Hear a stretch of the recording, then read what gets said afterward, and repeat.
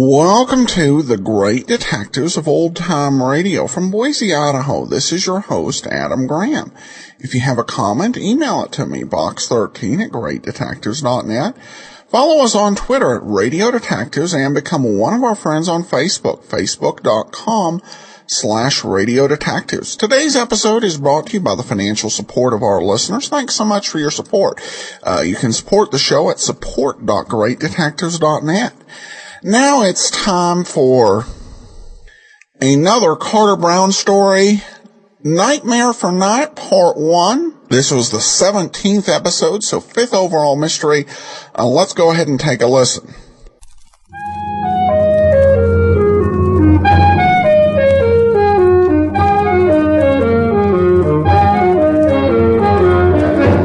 Carter Brown, Mysteries. Adventures in excitement and suspense, based on the best-selling novels by the slick storytelling sensation, Carter Brown.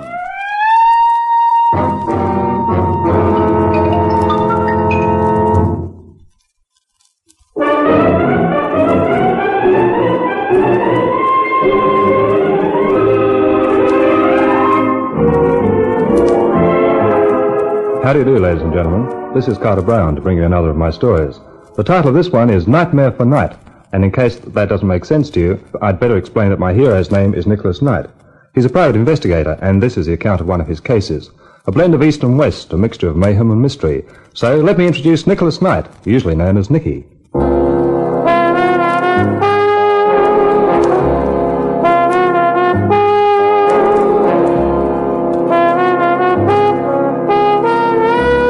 You don't get many surprises in the private eye business, but this was one of them.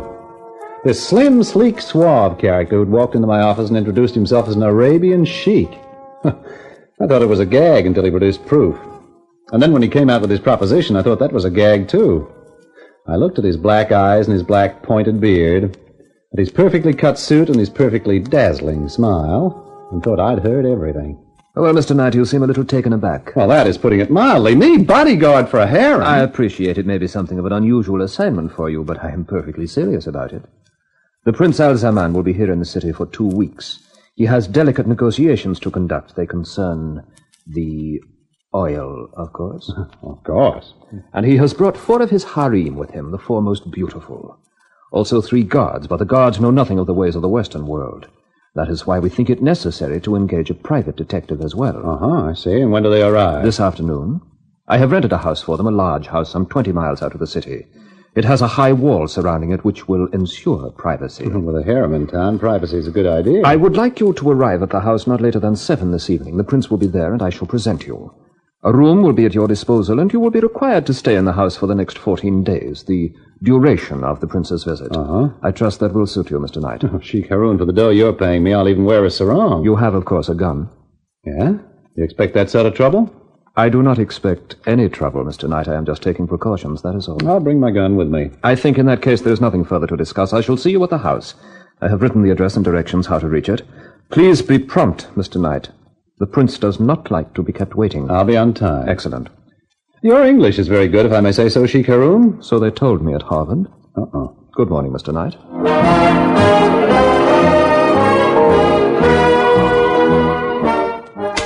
Oh, now. What the heck does a guy pack to go looking after 4 harem beauties? Well, let's see now. Shirts. Visitors yet. Okay, don't bust your G-string. Yep. Mr. Knight. In person. May I see you for a moment? It is urgent. Yeah, sure. Come in. Park your hat and follow me. Now, park yourself. There's a good chair. Thank you. Well, what's so urgent? It is a rather delicate mission, Mr. Knight. I'm not sure where to start. Well, make it fast, pal. I haven't got much time. And, of course, how rude of me. I shall have to be blunt. You are hurrying now to undertake an assignment for Prince Al-Zaman. Am I? You are discreet, Mr. Knight.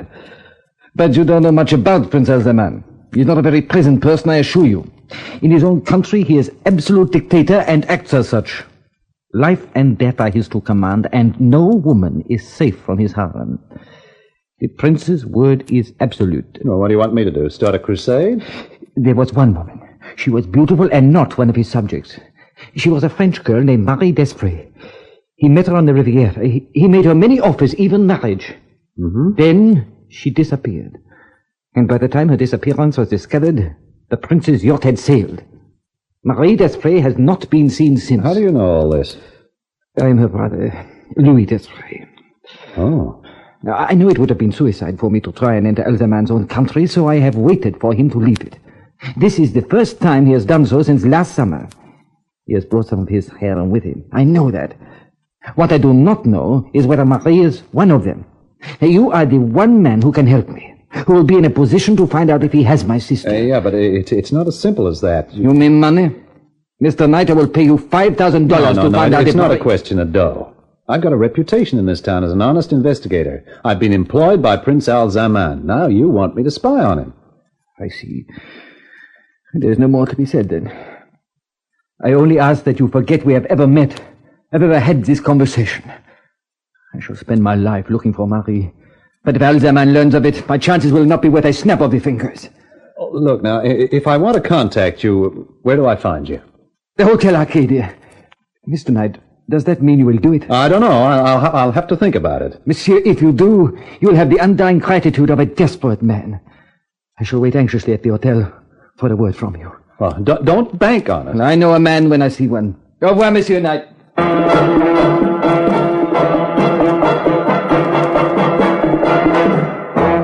It was sharp on 7 when I turned up at the house, a large, forbidding sort of building surrounded by a large, forbidding sort of wall. There was a guard at the gates, and another at the doorway of Prince Al-Zaman's private apartments to which the Sheikh Haroun led me. The guard at the door wore a long, curved knife, and he didn't look as though it was just for decoration. He opened the door and ushered us in. You will address the prince as Your Highness. When I saw the prince, I felt more like addressing him as Fatso. He was reclining on 2 overstuffed cushions, and it was hard to tell where he finished and the cushions started. There was a 4-pound box of chocolates beside him, and he kept dipping into it with his fat, short fingers. I have brought the private detective, Your Highness. You are Knight? I am, Your Highness. These are excellent chocolates, Haroun. You honor me, my prince. Knight. Yeah? Your Highness. Your Highness? You understand I shall be away for some days from tomorrow morning. It is essential for my women to be well guarded. My guards have orders to kill any intruder. What? Your orders are exactly the same. Pah! A hard center. Hey, now, wait a minute. This is the United States. This business about killing you can't do... Are you questioning me? I guess not, Your Highness. That is better. You need not fear any consequences, Knight. My influence with your country is considerable. The women's apartments are directly above here. I have given orders that no one enters on pain of death. No one. Yeah, I get it. I understand, Your Highness. Should you need any assistance, you have only to call my guards or speak English. In my own country, I find that has certain advantages. I can give orders which will not be understood by eavesdroppers. Yeah, I guess that would be a help in your country. I think that is everything. Haroun will give you any other information you require. Retire from the prince's presence backwards. What? Oh, sure. The first layer is finished already. The box will not last out the night. Abdul, the audience is over. Yeah, Sidi. Mr. Knight, let me introduce you to Abdul. He will be upstairs most of the time guarding the harem. Good evening. I'll be with you. Come along now, Mr. Knight, and I will show you your room. Oh, thanks. I think you found the prince a little startling. Yeah, a little. It is understandable from the Western point of view, but in our country you must remember he is the absolute ruler. And you get carved by one of those knives if you feed him the wrong sort of chocolates. It is not advisable to joke about the prince, Mr. Knight. Here is your room. I trust you will be comfortable. I have left you a bottle of your American rye. Oh, say, that's really thoughtful of you. How about we open it now? We do not drink alcohol, Mr. Knight, but if you care to do so, open it by all means. Tomorrow morning, the prince leaves to conduct his negotiations, and I go with him. As the prince told you, the 4 women are upstairs. There is also Fatima, who looks after them. She prepares all the meals and will serve yours. Then there is Abdul, whom you have met, Hassan, an Arab, and Blanc, the guard on the gate. Well, sounds nice and cozy. Cheers.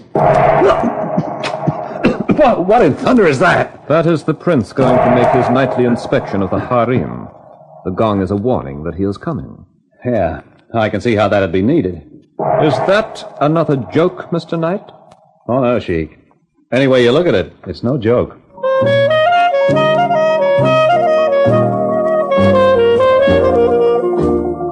After breakfast next morning, I took a stroll down the drive. I saw a car disappearing through the gates, the prince and Haroun on their way. That left me and the harem and the guards. The one on the gate who'd let me through last night was right on the job. I thought I might as well strike up an acquaintance, and this time I used the right greeting. I'll be with you. And you, boss. Heck of a morning, ain't it? What? Hey, you don't sound like you come from the prince's country. Well, only been there about 3 years, boss. Between you and me, I was a seaman on a tanker, but I ran into a little bother in Tunis and skipped the ship. Then I wound up on this job. You like it? It's sure better than jail, boss. Here comes trouble. Oh, you mean that little guy coming towards us? Who's that? That's Hassan. He's pure poison, boss. Yes, sir, pure poison. Good morning. Good morning. Oh, you are Mr. Knight. I am Hassan. Oh, yeah, Haroun mentioned you, Hassan. Being a guard is dull work, don't you think, Mr. Knight? So little excitement. It is always more exciting to attack than defend. And more dangerous. Life is nothing without danger. I do not know why my master, the prince, should have engaged your services. I am a superb shot, a brilliant knife thrower, and my cunning is known throughout the East. Well, such brilliance must be exhausting. Maybe he wanted to give you a rest. Possibly, although I could have told him I am not tired. It has been delightful to meet you, Mr. Knight. We shall see more of each other. For the present, good morning. Say, Blanc, what does that character do for a living, huh? Oh, he does many jobs for the prince. Anytime the prince wants something fixed, it's Hassan who does it. Sheik may be obvious about his share of the oil, then Hassan goes to see him. After Hassan sees him, the Sheik makes no more noise, ever. Yeah, I get the point. And obviously so does the Sheik, since Hassan's so slick with a knife. Tell you something else, boss. He eats hashish sometimes. That's a time to stay away from him. Far away. After that, I decided the best place for me was my room. I killed the rest of the day there and the rest of the bottle. Fortunately, I'd taken the precaution of bringing a quart of my own.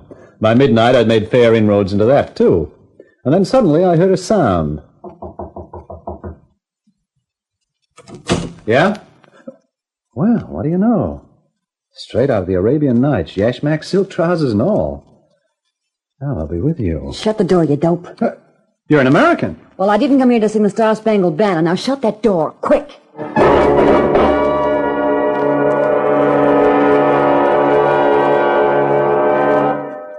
Welcome back. Well, it's been a while. I listened to all of these at one point, and I wonder really what reason they had for calling in Knight. Because the reason they stated that they wanted somebody who understood the way that the Western world worked doesn't really ring true here. For one thing, they already have one of the guards who's a Westerner. And for another thing, I'm not certain of the need for that, given the fact that the harem is spending its time all locked up inside this compound. But we've got an American girl, and something's developing. Kind of a weird point for a cliffhanger, but we'll get deeper into the adventure next week. Now it's time to wrap up today's story of yours truly, Johnny Dollar, the Lorko Diamond Matter. It's time for us to play Part 5. So enjoy. From Hollywood, it's time now for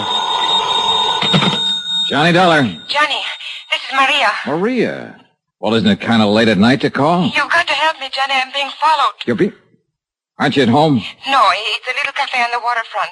I came in here to phone. Why the devil did you have to go out? Everything was set up. If you'd stayed home, you'd have been safe. What are you trying to do, get yourself killed? Johnny, this is no time. Where are you? What's the name of the place? The Marrakesh, number 41 Rue de la Mer.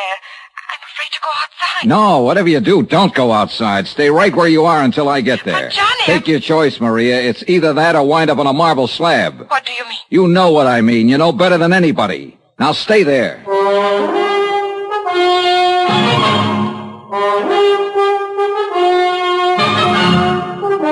Tonight and every weekday night, Bob Bailey in the transcribed adventures of the man with the action-packed expense account, America's fabulous freelance insurance investigator. Yours truly, Johnny Dollar.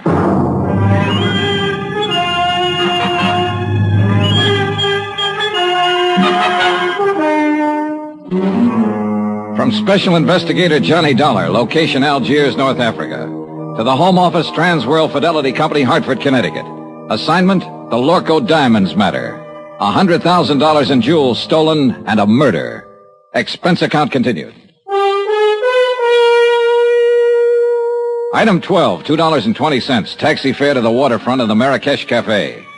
There was no time to lose and no time to get help from Inspector Marcus. A half hour earlier, he'd set a trap, and he and his men were staked out around Maria's apartment house waiting. But apparently she'd gone to the cafe before he got there. So now the whole thing had blown wide open.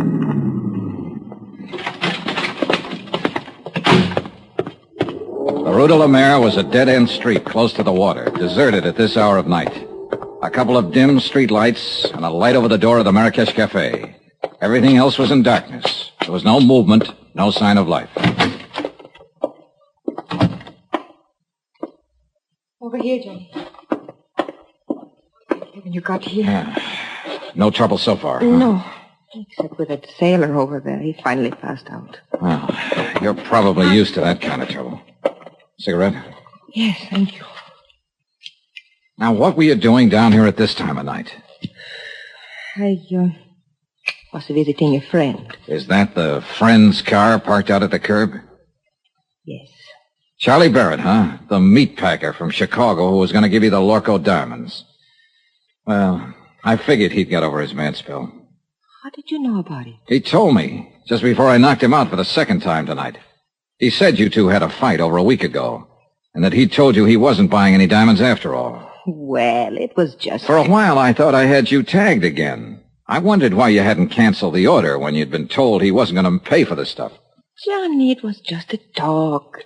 I knew he would come around. Yeah, well, that's about the way I figured it. Another explanation. So I let you off the hook again. Why, Johnny? Why have you been trying so hard? Trying what? To find some way of involving me in this. Well, the facts just seemed to turn up. I wasn't trying to find them. It made a big difference, didn't it? Learning about Mr. Barrett. Learning what about him? That I was accepting a $20,000 gift from him. Why should it? Your life's your own. It did, though. Before that, you were... Well, seemed to be interested. Sure. You're a very beautiful woman. And that's all it was? What more did you want? All right, Johnny. Forget it.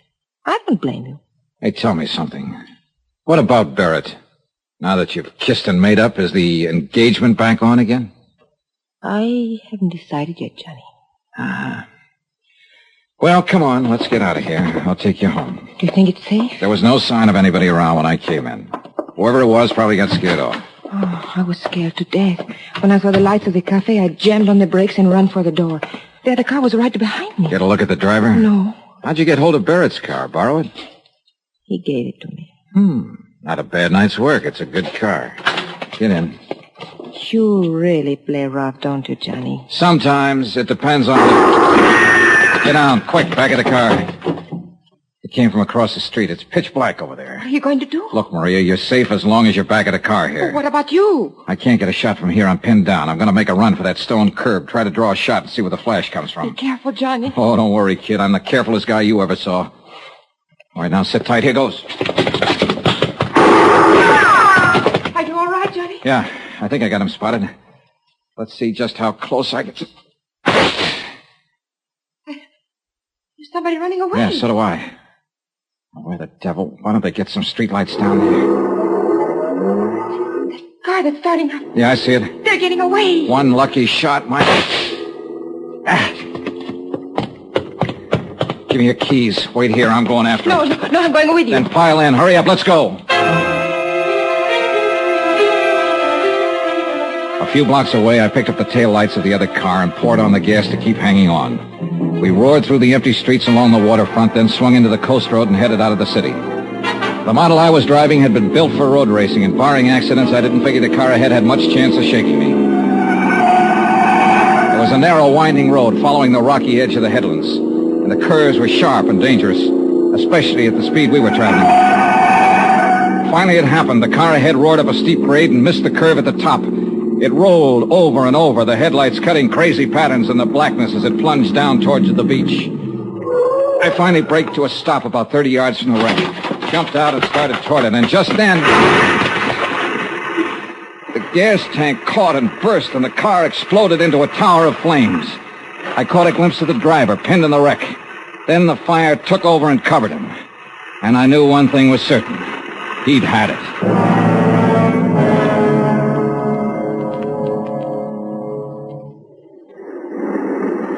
It's dying down. Yeah. The gasoline is all burned down. What a terrible way to die. What way isn't? I guess... Johnny, could I have a cigarette, please? Yeah, sure. Here you go. Thank you. Yeah, light up, Maria, while you watch him burn. What a horrible thing to say. It's quite a relief, though, isn't it, knowing you're safe now? Well, of course it's a relief when someone has just tried to kill you and now you know that they... That's true, but it's not what I meant. I don't think I understand you. What I meant was you're safe because now he won't be able to talk. Able to... Who won't be able? Do you mean you know who's in that car? Of course, and so do you. It's the customs property agent, Andre Jardine. Andre? Sure. Who else would have any reason to kill you, since he was the only one left after... Oh, I guess you haven't heard about it yet. Bobo's dead, too. What? Who is Bobo? Your other partner. Andre shot him in the back earlier tonight up in the Casbah. So you're doubly safe now, Maria. They're both dead. And for everything else, you've got an explanation. With just one exception. I don't even know what you're talking about. Oh, now, don't be modest. Actually, it was quite a scheme, whether you thought it up or Andre did. Oh, you are out of your mind. The idea was to make sure the diamond courier died, either on the plane or at least before he got through customs. That way, the courier's briefcase would be sent to Andre's office. Then Bobo was to help Andre fake the stick-up. But Bobo turned out to be a tough cookie. This may be true, Instead of sticking to plan, he decided to go for broke.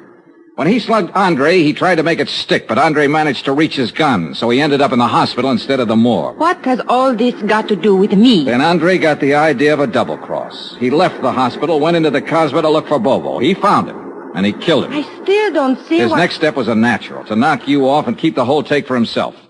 We expected it, and we were ready for him. Inspector Marcus is staked out right now at your apartment house, waiting for Andre to show up. We didn't know you'd already gone out earlier. Well, all of this may be true, Johnny. But why do you insist on trying to fit me into the picture? Because that's where you belong. I mentioned the fact that you'd been able to come up with an explanation every time you needed it, with just one exception. What exception? Both Andre and Bobo have tried to kill you this evening. Why? Unless you were in on this thing. What reason would they have? Well, I don't know. Of course. Why should I know? I don't know why they tried to kill me, Johnny. Oh, a good answer, Maria. And it'll probably work. Yeah, you figured that one out fast. I don't know what you mean. No, caution. Well... Who has the diamonds? I will before morning. Johnny, why couldn't you... Knock it off, kid. You got the wrong guy. It won't work with me. It could. Sure, I know. You're beautiful, charming, lovely. And you're rotten. Rotten right to the core. What are you doing, Johnny? Going back to town. But wait for me. Goodbye, Maria. Johnny, wait! Johnny!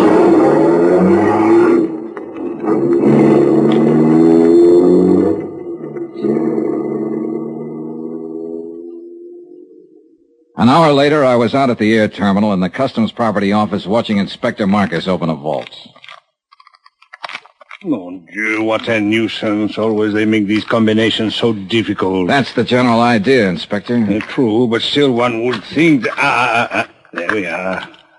And now, if you are correct, Monsieur Dollar, we shall soon have our hands... There, that briefcase in the corner. Oui. It is the one. Good. Let's have a look at it. It will be necessary to force the lock. Here, pry it open with this. Looks like an easy one. It is merely a matter of... Voila. Beautiful, no? Yeah. Too beautiful. Tell me something, Monsieur Dollar. What made you know that Andre Jourdain was guilty? Something Bobo said, just before he died. Mm-hmm. Yeah. He confessed he was the man who had slugged Andre. But Andre had described his assailant as tall and thin. Bobo was short with a stocky build. Andre had lied. And all this time, the diamonds were right here in this vault to which Andre, as property agent, had access. Can you think of a safer place? Hey, Inspector, what about Maria D'Attoria? Well, I am inclined to agree with you, Monsieur Dollar, but, well... Yeah, I know. Nothing but suspicion. Yeah, precisely. If I were to file charges and bring her to trial on such evidence as this, she would cry a little, perhaps, and look very beautiful. And, monsieur, the court would hang me, not her. Yeah, you're right. You could never make it stick. C'est la vie.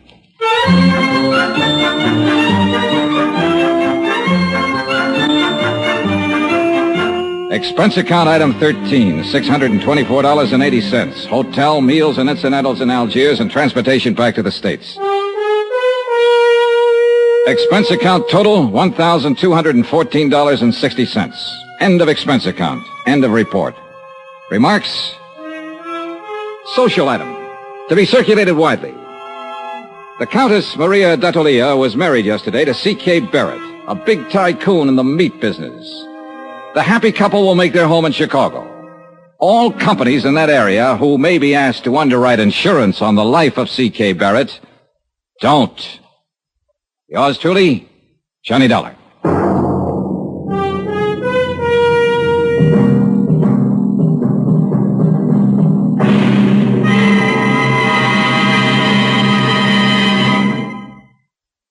Remember, there'll be a new exciting story on Johnny Dollar beginning next Monday. Next week, the Broderick matter, an exciting chase after a charming, beautiful girl. After all, who wouldn't? Join us, won't you? Yours truly, Johnny Dollar.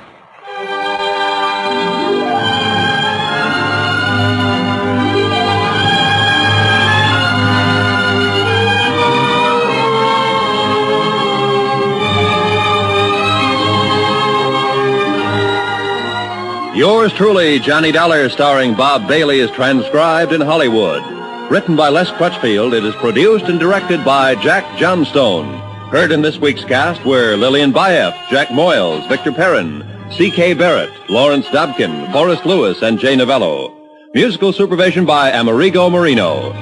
Be sure to join us on Monday night, same time and station, for another exciting story of yours truly, Johnny Dollar. Roy Rowan speaking.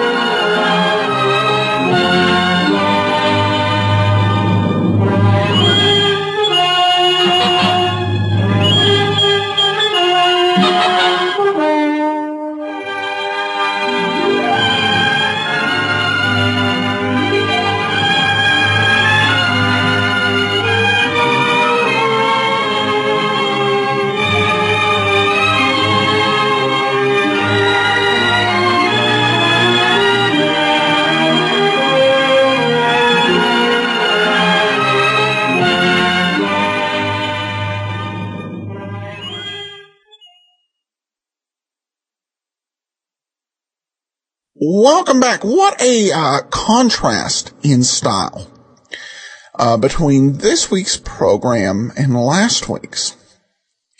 Last week's program really was a very tender sort of story, and Johnny's reaction to it. Now we've got a much more hard-boiled story with the end, with even one of the principal criminals apparently getting away with the crime. I think in this case it's a nice twist. They don't make a habit of it on yours truly, Johnny Dollar, but having it happen is definitely a surprise and kind of shows just the breadth of Bob Bailey's ability at characterization, and just how Johnny Dollar is really built into this complete character with Bob Bailey in the lead.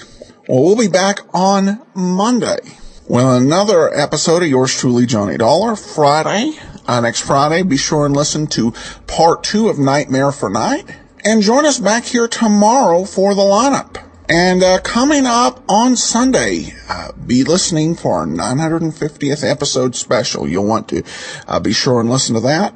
In the meanwhile, send your comments to box13 at greatdetectives.net. Follow us on Twitter, Radio Detectives, and become one of our friends on Facebook, facebook.com/Radio Detectives. From Boise, Idaho, this is your host, Adam Graham, signing off.